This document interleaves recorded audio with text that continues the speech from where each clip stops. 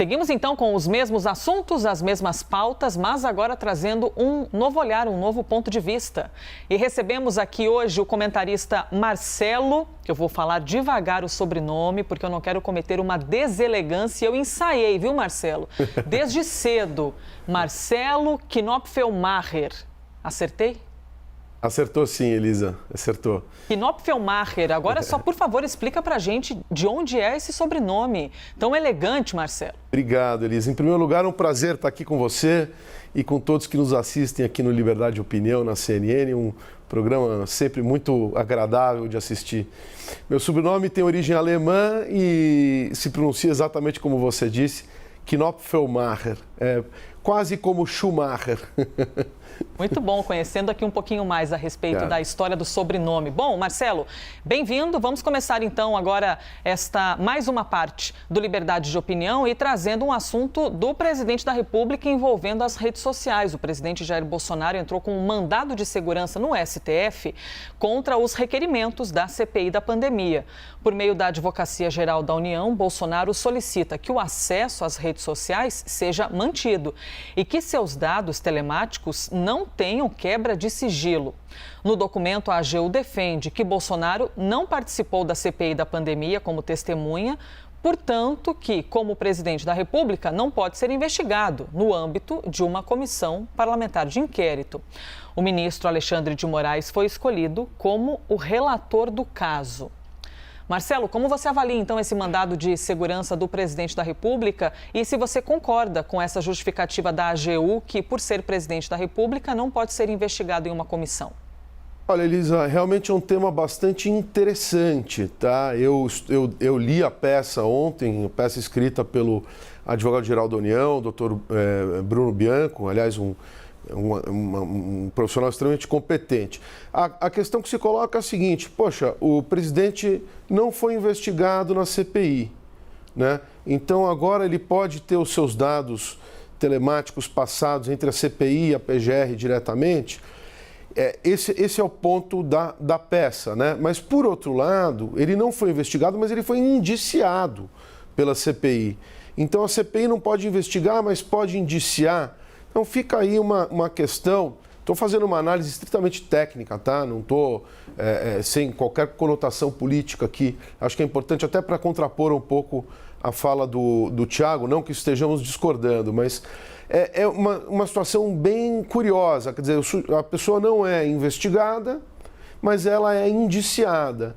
E então dá a entender até essa posição da AGU, no sentido de que isso é uma primeira contestação até do próprio indiciamento do presidente, né? Porque se ele não pode ser investigado, também não pode ser indiciado. Quer dizer, essa é a questão que se coloca subjacente a esse mandato de segurança. Vamos ver como é que o Supremo vai analisar essa questão, né? Vou trazer mais uma pergunta aqui. Você me ouve bem, Marcelo? Eu te ouço bem, eu te ouço bem. Ótimo.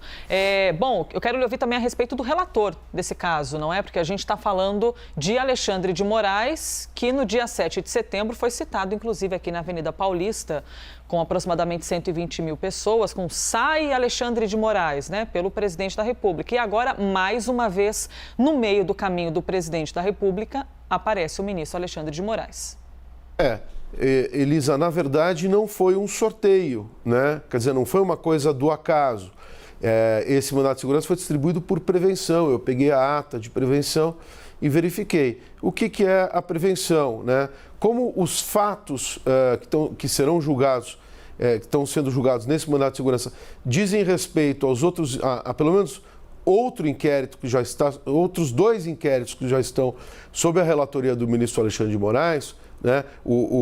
Especialmente o da fake news, né? Vamos só relembrar que esse requerimento no âmbito da CPI foi aprovado, foi apresentado e aprovado no contexto daquela fala em que o presidente da República relacionou ou teria relacionado um dos efeitos colaterais da vacina a uma doença, a doença como a AIDS, né? Então, em razão disso que houve essa reação aí da CPI praticamente no seu final, com a aprovação desse requerimento. Então, como o ministro Alexandre já está na relatoria de 2 inquéritos relacionados a fatos bastante parecidos, é que lhe foi distribuído por prevenção esse mandato de segurança. Não foi sorteio, não. Vamos então ao próximo assunto aqui do Liberdade de Opinião, agora 8 horas e 51 minutos, para a gente poder falar um pouquinho sobre a falta de consenso entre os parlamentares, porque esse é um dos motivos, junto com o baixo quórum para ser analisada, que a votação da PEC dos precatórios foi adiada. Essa foi, aliás, a segunda tentativa do presidente da Casa, Arthur Lira, de colocar o texto em plenário. O adiamento preocupa o Planalto, que conta com a aprovação da PEC nas 2 casas para ter de onde tirar o pagamento do Auxílio Brasil ainda neste ano. Então, Marcelo, como você avalia este, mais uma vez, adiamento? O que para o governo federal, o que para o presidente da República significa um problema, não é? Porque vai adiando a decisão de ter de onde tirar dinheiro para bancar o auxílio. Claro, sem dúvida, Elisa. São vários problemas, né? Primeiro, uma questão aí, de novo, do orçamento, de novo, da possibilidade de furar o teto. Está até se cogitando aí que os precatórios do Fundef, né, em relação aos estados que fazem oposição ao governo, que eles fossem retirados do teto de gastos para se conseguir mais votos, os 308 votos necessários à aprovação da PEC na Câmara. Mas a gente vê de novo a estratégia congressista de fazer testes de quórum antes de levar os assuntos à votação, né? Então, só vai votar quando tiver quórum, só vai votar... Quórum não, quando tiver um número mínimo de parlamentares que se sabe já que aprovariam a medida. Então, isso também é algo que merece muita atenção por parte da sociedade brasileira, porque as leis têm que ser feitas de um modo natural e não mediante um quórum que já se sabe que vai para um lado ou para o outro, né? Claro que muitas coisas decorrem de acordo político, mas a gente está vendo aqui realmente um ativismo, fala-se tanto em ativismo do judiciário, mas está se vendo um ativismo intramuros do legislativo para que realmente já convoque as reuniões prevendo e sabendo o resultado. Então é algo que merece muita atenção por parte da sociedade brasileira, Elisa. E essa pressa do governo para que a aprovação ocorra, né, de fato, com uma maior celeridade, pode de alguma maneira prejudicar essa articulação política com os parlamentares, Marcelo? Olha, eu acredito que sim, porque realmente os parlamentares têm consciência da necessidade do governo na aprovação dessa PEC, né? Porque o governo, justamente como você bem colocou, tem pressa na aprovação para que possa viabilizar o auxílio emergencial dos R$400, né? Relembrando, Elisa, que eu acho que é muito importante, porque parece que a gente já está... quando você fala da PEC dos precatórios, o precatório em si já é um atraso, um calote por parte do Estado que deveria pagar as suas dívidas. Então é o calote do calote. Veja a que ponto nós estamos chegando aqui em termos de refinanciamento das dívidas estatais para com os cidadãos brasileiros, as pessoas que precisam muitas vezes desses recursos, estão há anos, há décadas aguardando uma decisão judicial ser cumprida, né? Calote do calote. É uma opinião para ser analisada, não é? E há muita gente que morre sem nem ver a cor do dinheiro do pagamento de uma dívida aí por meio dos órgãos públicos. Bom, próximo assunto então, Marcelo, que eu lhe trago aqui às 8 horas e 55 minutos, é a respeito de um evento importantíssimo que ocorre no próximo domingo e que, pelo jeito, não terá a presença do presidente da República, porque Jair Bolsonaro afirmou que não deve participar da COP26, a Conferência das Nações Unidas para a Mudança do Clima, que começa no próximo domingo, como eu disse, em Glasgow, na Escócia. Em entrevista à TV A Crítica, Bolsonaro disse o seguinte, abre aspas, a princípio eu não vou, é uma estratégia nossa. O nosso ministro do Meio Ambiente, Joaquim Leite, vai, fecha aspas. O que significa, na sua opinião, essa possível ausência do presidente no próximo domingo, Marcelo? Olha, eu concordo com o Thiago Anastácio, quer dizer, me parece uma postura, com todo respeito, mas uma postura de desprezo para com essa importantíssima reunião. Elisa, nós como brasileiros elegemos o presidente da República para que ele funcione tanto como chefe de governo como chefe de Estado. Se os demais chefes de Estado dos outros países irão efetivamente em pessoa, era de se esperar que o nosso chefe de Estado, né, que reúne as duas funções, Estado e governo, também pudesse ir nos representar em Glasgow.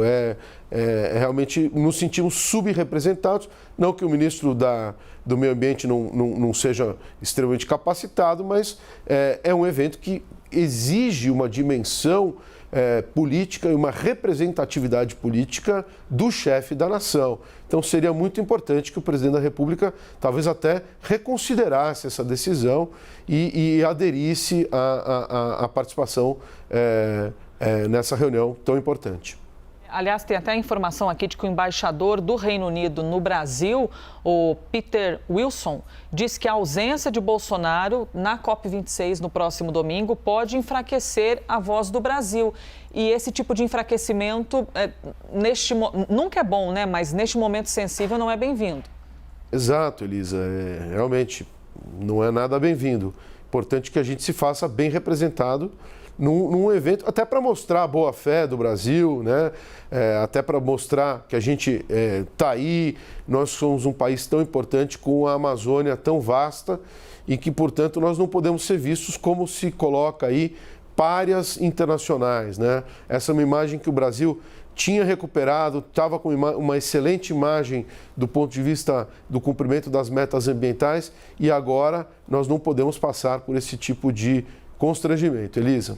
E, Marcelo, de alguma maneira você acredita, não sei se eu estou sendo repetitiva na pergunta, mas quero lhe ouvir um pouquinho mais, de que a ausência do presidente pode representar uma falta de interesse com esse tipo de assunto, uma falta de interesse com a responsabilidade em questão do meio ambiente, ou a gente está falando algo puramente estratégico, como o próprio presidente disse, não é que é uma questão de estratégia, por isso que vai o ministro do meio ambiente? Qual seria a estratégia, né? Eu fico a pensar, ou nós somos um país que adere efetivamente aos compromissos internacionais, que adere efetivamente ao Acordo de Paris, é um país que realmente tem um comprometimento com a redução da emissão dos gases que afetam o planeta, né? Ou realmente não dá para entender. Eu não vejo, eu não vejo outra razão senão uma postura de desprezo em relação a um assunto tão importante quanto a preservação do nosso planeta, né, e do clima adequado. Enfim, é de se lamentar, mas ainda dá tempo de reconsiderar essa decisão, Elisa. Esperemos que o presidente a reconsidere. Pois é, o evento que começa no próximo domingo, então, esse encontro que reúne diversas nações, que vai ser em Glasgow, na Escócia. Marcelo, obrigada pela gentileza de ter vindo, por ter trazido as suas opiniões e vou repetir aqui para terminar em alta. Marcelo Knopfelmacher. Perfeito, Elisa. Muito obrigado.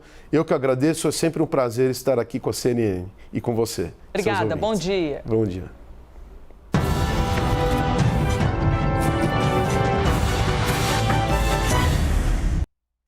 Lembro a vocês que as opiniões emitidas pelos comentaristas do quadro não refletem necessariamente a posição da CNN.